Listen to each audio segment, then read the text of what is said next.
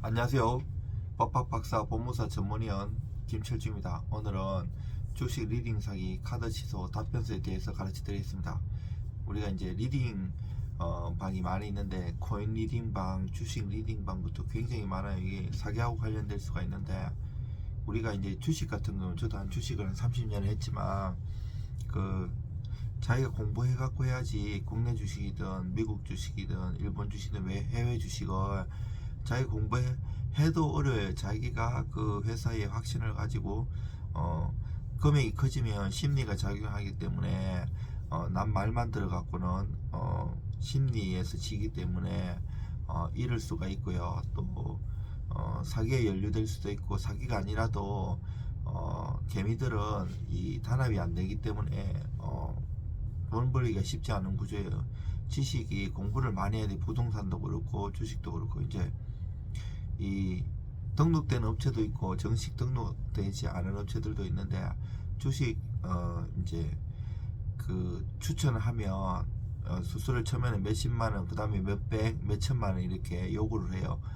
그래가지고 그 카드로 이제 그걸 갖고 매달 돈이 할부로 나가는 경우도 있고, 그리고 또 이제 이게 추천한 종목이 손실이 몇백, 몇천만원, 몇억씩, 몇십억씩 나는 사람도 있어요. 그럼 열받잖아요. 그래서 그 수수료를, 카드 취소를 딱 하면 저쪽에서는 리딩비, 뭐 수수료라든지 정보료 청구, 아니면 민법 741조 부당이득 청구, 아니면 민법 750조 불법행위 청구, 별의별 소송을 다 해요. 그러면 소장이 날라오면 진짜 억울하잖아. 난 돈도 잃었는데. 이때 가만히 있으면 안 되고 답변 안 하면 무변을 승소 판결돼요. 내가 패소할 수가 있기 때문에 법무사든 변호사든 저처럼 주식이나 부동산을 잘하는 사람 와가지고 답변서를 잘 내야 돼요. 저는 이런 소송 하기도 하고 반격도 해가지고 손님들 거 많이 이겨줘 드렸어요. 제 블로그나 유튜브 그리고 페이스북 이런데, 인스타그램 보면 손님들이 고맙다고 송수해줘서 그런 거 많이 올렸어요. 수년 동안. 이게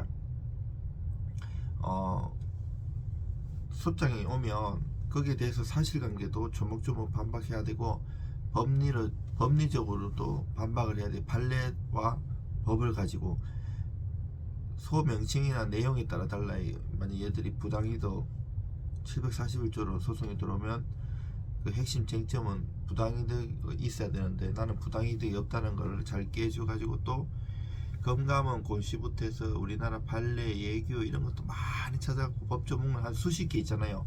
방문 판매법 위반이라든지 통신비 뭐 많이 공격도 해야 되고, 거기서 이제 조목조목 반박하면 저기서 취하하는 경우도 있고요. 계속 싸우는 경우도 있는데, 취하하더라도 또 그 담당하는 직원이나 법무사가 바뀌면 또 소송을 제기하는 경우도 많았고요. 두 번, 세 번 막 제기해가지고 이게 드린 것도 있고 별의별 것들이 많아요.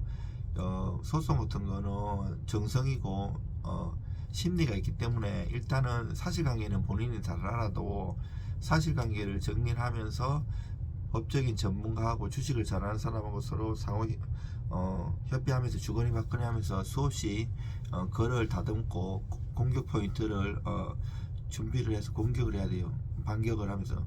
최고의 방어는 공격이거든요. 배차하면 반소 제기해서 내가 잃었던 거, 그 손해배상을 반소로도 하고 내용 증명도 보내고 고소장, 뭐 형사 민사도 다 융단 폭격도 할 일 생길 수가 있어요.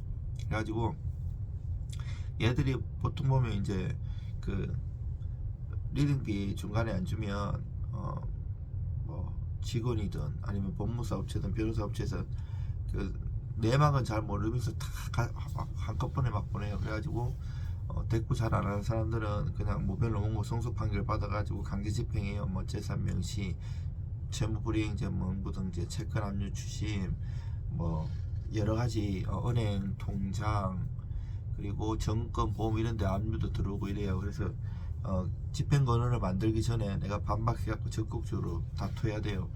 판사님들 딱 보면 아시걸랑요. 그리고 또 한 지역에 이게 소송이 있으면 본인만 소송하는 게 아니고 다른 사람도 소송이 굉장히 많이 들어오기 때문에 그 판사님도 대충 눈치를 차리세요. 보통 보면 여러 가지가 있기 때문에. 그러면 내가 잘 써갖고 답변을 하면 저쪽에 반응도 여러 가지예요. 뭐 전화 와가지고 내가 지금 1,000만 원 청구했는데 500만 원을 하자 이렇게 오는 경우도 있고, 아니면 취하하는 경우도 있고, 거기에 따라서 또 유기적으로 대응하면 돼요. 일단은 내가 그 보통 그 추천 한 종목에 손실을 나는 경우가 되게 많아요. 그래서 그 수수료를 안 주게 되거든요. 뭐 그 사람들이 추천하고 돈 많이 벌면 왜 그런 거 아끼겠어요. 그리고 주식은 남의 말 들어가지고는 쉽지 않아요. 뭐 정권에서 이런 애들도 다 잃잖아요. 그게 심리도 그렇고 공부도 많이 해야 되지만 투자에는 심리가 있어가지고 쉽지가 않아요. 거꾸로 하게 돼 있고 목표치까지 못 기다리는 경우도 있고, 우리가 이제 싸게 사서 부동산이든 주식이든 비싸게 팔아야 되는데 싸수 비도인데 이게 거꾸로 될 수가 있어요. 막 떨어지면 그때는 오히려 매수해야 되는데 하나씩 더 떨어질 것 같으니까 팔고, 올라갈 때는 추격 매수해 가지고 오히려 더 그때는 팔아야 되는데 또 떨어질 수가 있고. 근데 또 회사에 대한 내가 공부를 안 하고 확신이 없으면 이게 상폐될 수 있는 종목이니까 두렵기도 하고, 막 댓글 같은 거 읽어보면 막 엄청나게 알바생들도 활동하고 일반인들도 자기가 팔았으면 부정적인 글을 올리고 그 이제 싸게 또 살려고요. 또 그 내가 사갖고 있으면 많이 올려 그 매수를 부추기고, 사람의 심리는 돈의 앞에서 막 그런 경우가 있기 때문에 제대로 잘 대응해야 돼요. 시간에 투자하고 가치에 투자해야지. 어디 정보 매매는 원래 아버지의 회사도 안 한다는 얘기가 있어요. 정보는 역정보도 흘리고 이러기 때문에 저도 상패도 많이 당해보고 많이 잃어보기도 했는데, 자기가 공부해가지고 부동산이든 주식이든 해야 돼요.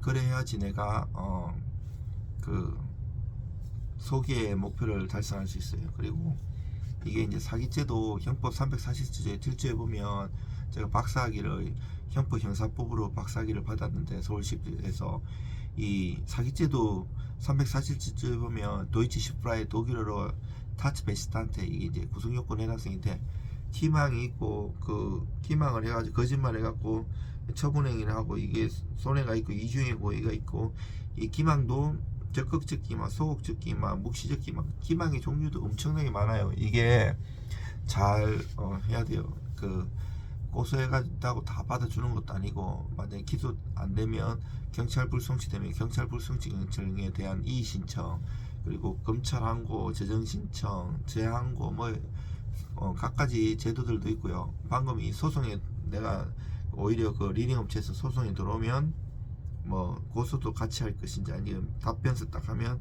거기서 치안하고 또 준비서면 쓰면 여기서 또 준비서면 쓰고, 내가 그 종목에서 추천해가지고 그 보통 보면 잘 간직해야 돼요. 그 담당자 전화번호도 모르는 경우도 많아요. 막 카톡으로만 대화하고 다른 사람이고 거짓말할 그 영업사원들도 많거든요.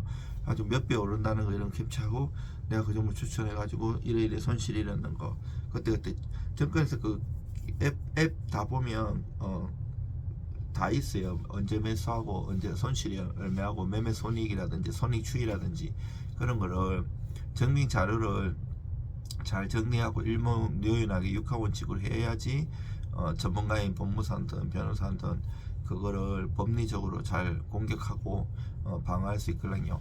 뭐 소송은 정성이에요. 이 주식 리딩 소송뿐 아니라 모든 소송에서 정말 그 본인하고 그 전문가하고 혼연일체가 돼갖고 사실관계 반바 그리고 법리 반바 이런 것을 잘 해줘야만 이길 수가 있어요. 대충 해갖고는 안 되고요. 또 전문가 중에도 불성실하면 사실관계를 제대로 파악을 못하는 경우도 있어요. 그러면 대충 이렇게 그 준비서면이나 이런 거 보내오는 거 보면 내가 너 준비서면 몇 페이지 이렇게 했잖아. 그거 하면 그거 자인으로 해가지고 내가 그거를 원용해버리면 이길 수도 있어요. 그래서 저는 많은 서류도 숙달이 돼가지고 공부도 좋아하기 때문에 빨리 파악을 할 수 있지만, 저는 손님 거 10번 이상을 반복해서 보고 거의 이 사건이 내 사건인 것처럼 열심히 해가지고 좋은 결과가 있었습니다. 여러분들 힘내시기 바랍니다.